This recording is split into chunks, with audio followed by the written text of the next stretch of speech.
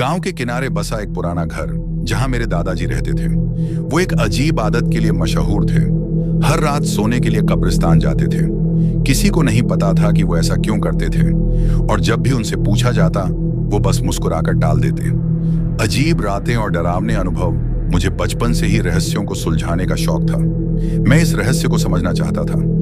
एक दिन मैंने ठान लिया कि मैं दादाजी का पीछा करूंगा और देखूंगा कि वो कब्रिस्तान में क्या करते हैं।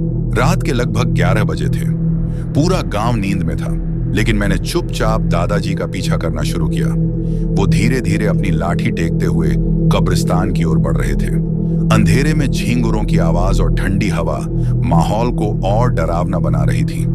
कब्रिस्तान में पहुंचते ही दादाजी ने एक पुरानी कब्र के पास बैठकर मंत्र पढ़ना शुरू कर दिया। कुछ ही देर में वहां हल्की हल्की धुंध छाने लगी और अचानक कब्र से एक परछाई निकलने लगी। मेरा शरीर कांपने लगा। वो परछाई धीरे धीरे एक आदमी की शक्ल में बदल गई। मैंने डरते डरते दादाजी की ओर देखा, लेकिन वो शांत थे। वो परछाई मेरे दादाजी से बात करने लगी। आज इतने दिनों बाद आए हो? परछाई ने पूछा। हाँ बेटा, मैं हमेशा आता हूँ, दादाजी ने जवाब दिया। मुझे अब समझ आया कि यह परछाई मेरे दादाजी के बेटे की थी, जो सालों पहले एक दुर्घटना में मर गया था। दादाजी हर रात अपने मरे हुए बेटे से मिलने यहाँ आते थे। मैं ये देख और सुनकर भागना चाहता था, लेकिन मेरे पैर कांप रहे थे। तभी दादाजी ने मेरी ओर देखा। अब जब तुम जान ही गए हो तो आओ अपने चाचा से मिलो, उन्होंने कहा।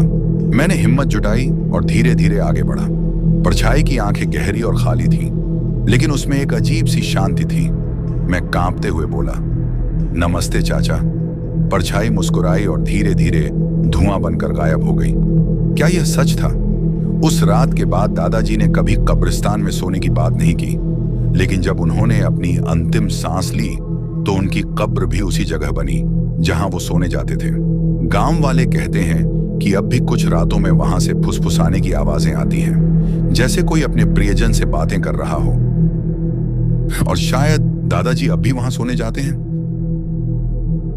अगर आपको हमारी वीडियो अच्छी लगी तो हमारे चैनल को सब्सक्राइब और लाइक कर देना। ऐसी वीडियो मैं आपके लिए लाता रहूंगा। धन्यवाद।